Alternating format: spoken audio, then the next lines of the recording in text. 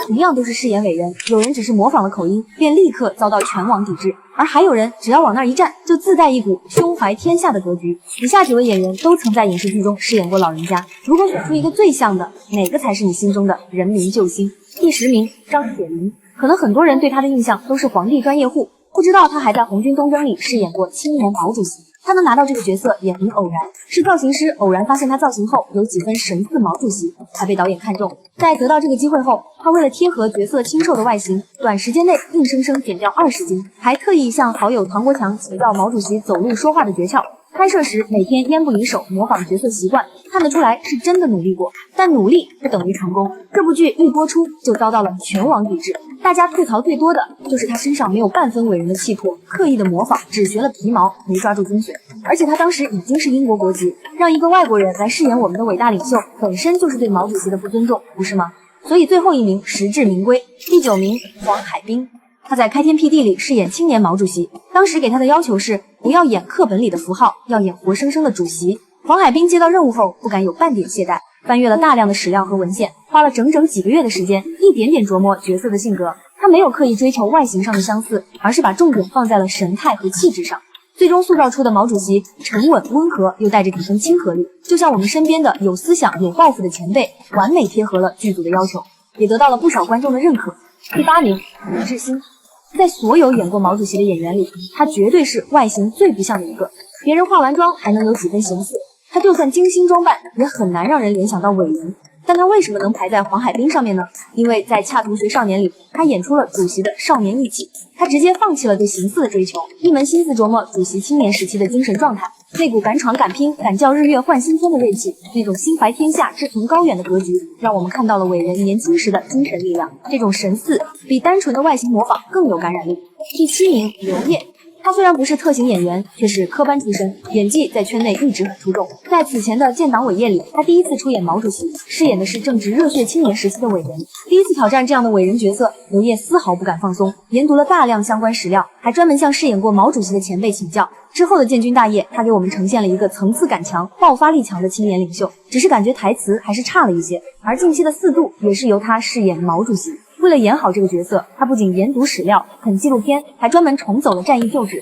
推演历史细节，切身体会伟人当时的军事智慧和信仰力量。他的外形不算贴合，但胜在层次感十足。不知道这次又会给我们交出一份怎样的答卷？第6名，王任军。他第一次饰演毛主席是在《武田军号》里，一出场就惊艳了不少人。他塑造的青年毛主席，既有革命者的刚正不阿，又有普通人的温情，完美诠释了刚柔并济这4个字。而他和别的演员不同的地方，就是擅长用生活化的细节打动观众。剧中有很多小片段，比如在发现军队一些官僚主义的行为后，满脸心痛的训话；比如在听到小孩子说自己不如牛马时，颤抖的双手。这些细节都特别真实，让我们觉得这就是那个年代的毛主席会做的事，会说的话。第5名，侯英健。从《铁肩担道义》开始，他先后15次饰演毛主席，能有这么高的出镜率，就足以证明他的演绎得到了大众和业内的双重认可。而他最深入人心的角色还是《觉醒年代》里的青年毛主席。剧中那一段雨中奔跑的戏份，我最开始是在2创里看到的，等我去看了原片，才发现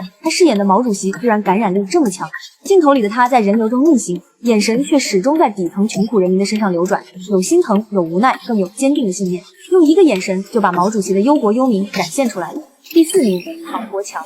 在所有特型演员里，他的外形不算最像毛主席的，但气场绝对是最足的。相信很多人第一次看他演的毛主席，都会被他的一个眼神镇住。而且他是唯一一个只用普通话就能把毛主席的霸气和运筹帷幄刻画的入木3分的演员。他演的毛主席既有领袖的威严，又有革命者的坚韧，那种自带的气场不是靠化妆和模仿就能来的，是因为对角色的深刻理解和敬畏才能有的。第3名，张克尧。他的条件可以说是得天独厚，天生就有一副酷似毛主席的声线。刚开始饰演毛主席时，他并不满足于天生的优势，还多次专程去湖南向当地人请教韶山方言，之后一遍遍看纪录片，模仿毛主席的语调和语速，力求每一个字每一个停顿都贴合原型。他最具代表性的作品就是《开国大典》。很多人看这部电影时都以为结尾开国大典的片段是真实的纪录片，其实画面里毛主席的形象是古月饰演的，声音却是张克尧配的。两人一形一声，配合的天衣无缝，才打造出了那一段经典场面。中华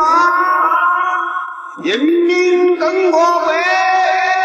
中央人民政府已于本日成立了。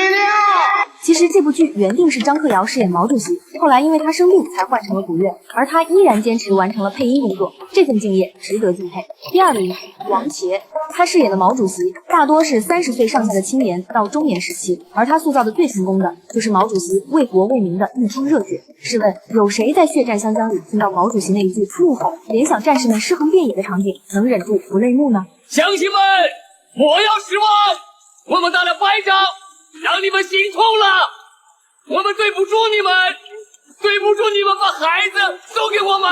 而为了贴合青年毛主席清瘦的形象，他对自己的要求也到了苛刻的地步。30多年来，他几乎没有吃过一顿饱饭，就算再饿，也严格控制饮食，只为还原伟人当时四处奔波、操劳国事的体态。他还曾多次去湖南学习方言，希望能用地道的韶山话演绎角色。虽然因为剧情要求没能实现，但这份努力足以证明他对角色的敬畏。他常说，演员最重要的是责任感，要通过作品来传承革命精神。这句话他用一辈子践行了。第一名了，不用我多说，很多人心里应该都有答案了。古月绝对是大部分人心中当之无愧的毛主席扮演者第一人。他的优势首先是得天独厚的外形，天生就和毛主席十分相似，这一点甚至得到了叶剑英元帅的认可和肯定。1978年，国家开始在全国范围内挑选毛主席的特型演员，经过层层筛选，20多位演员的照片送到了叶剑英元帅面前，元帅一张张审阅，最终在古月的照片上画了圈，还说像，很像。就这样，原本是昆明军区文化干部的古月被选中成为了特型演员，开启了他演绎伟人的一生。